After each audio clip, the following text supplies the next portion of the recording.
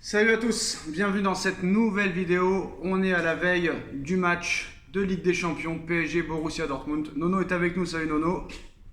Salut Sacha. Alors le point médical avant Dortmund, victime d'une petite infection, Nuno Mendes ne sera pas présent au campus PSG ce jour-là. Donc c'est marrant quand même, hein, le mec était quand même rétabli et il s'est chopé une infection. Donc Nuno Mendes et la médecine, c'est une grande affaire. Marco Asensio poursuit son protocole de soins, Presnel Kipembe continue son travail de réhabilitation. C'est une blague pour Nuno Mendes, Nono. Non, malheureusement non. Nuno Mendes, une chose après l'autre. Écoute, j'ai bien peur que ça soit une carrière à la Diaby, à la Gourcuff. Malheureusement, ce joueur me plaisait énormément. Il est encore plus fragile que moi, le gars. Écoute, s'il est plus fragile que toi, alors bon courage à lui. Alors Luis Enrique n'était pas persuadé qu'il fallait se séparer de Marco Verratti selon l'équipe. Donc on nous explique le contraire d'hier. On nous explique que Luis Enrique avait dit à Verratti, avec moi, tu ne tiendrais pas la cadence. Et là, l'équipe aujourd'hui dit le contraire.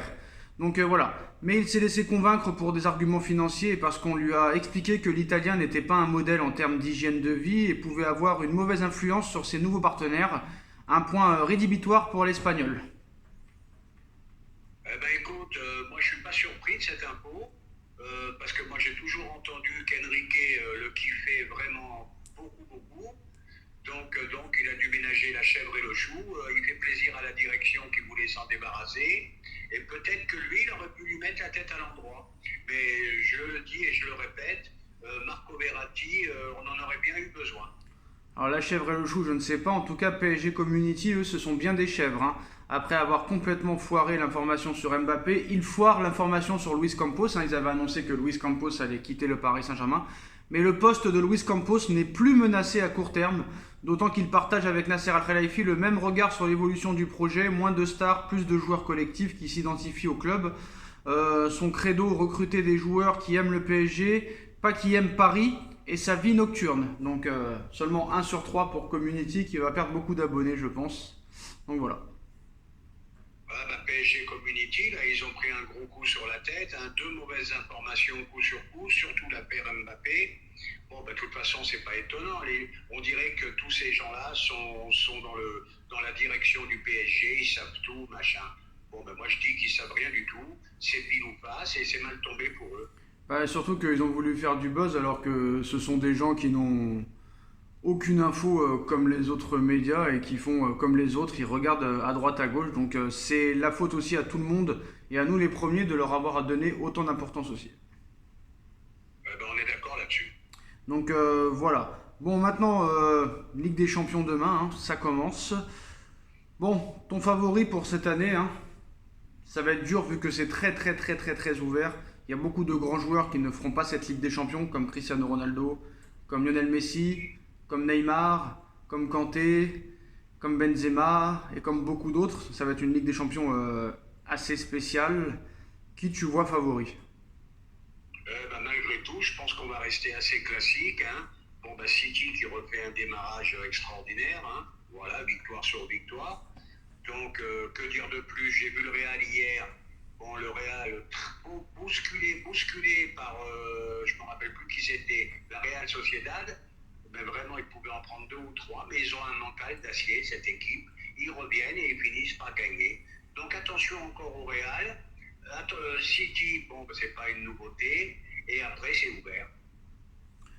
Bah, moi je vois City comme grand favori, mais qui dit favori dit pas forcément que tu vas la gagner.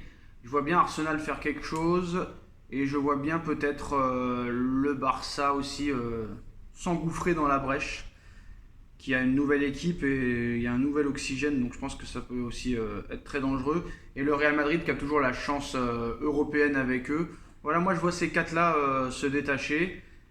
Et c'est possible que ça se passe comme ça parce que honnêtement, à part une surprise qui vient de nulle part, je vois pas qui c'est qui pourrait venir titiller ces quatre équipes-là.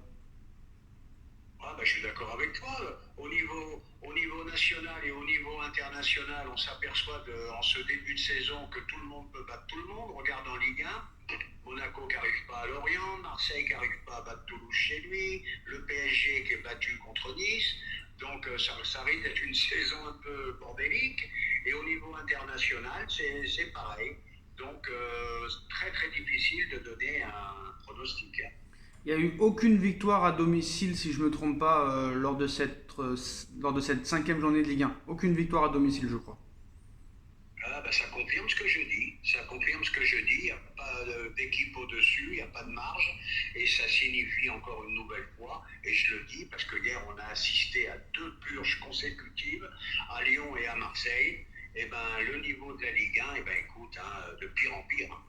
Et soi-disant, Monsieur Labrune qui voulait remettre la Ligue 1 à 18 clubs pour que ce soit plus spectaculaire, bah, il s'est bien gouré, hein. On avait dit que c'était une erreur de toute façon. Ah, bah, il s'est planté, il s'est vraiment, vraiment planté, parce que c'est des gens malheureusement qui connaissent pas le ballon.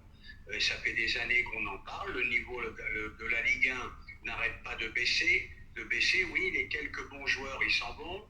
Donc ça ne peut pas faire autre chose, hein. Donc compliqué tout ça. Simons qui a été encore buteur avec le Red Bull Leipzig, hein. Encore une erreur du PSG de ne pas l'avoir gardé.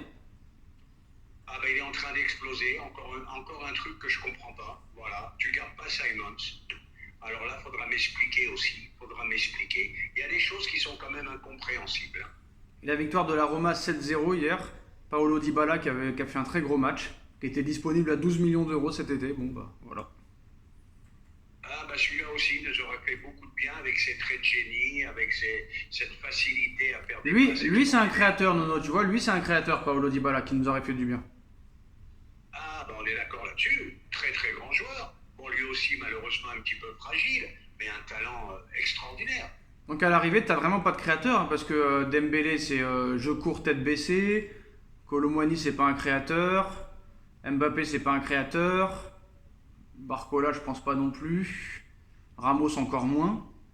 Donc je pense qu'il va y avoir un vrai problème. Eh ben, il va y avoir un problème. Alors tu vas compter exclusivement sur des exploits personnels. Mbappé, bien sûr, c'est pas la peine de répéter les mêmes choses.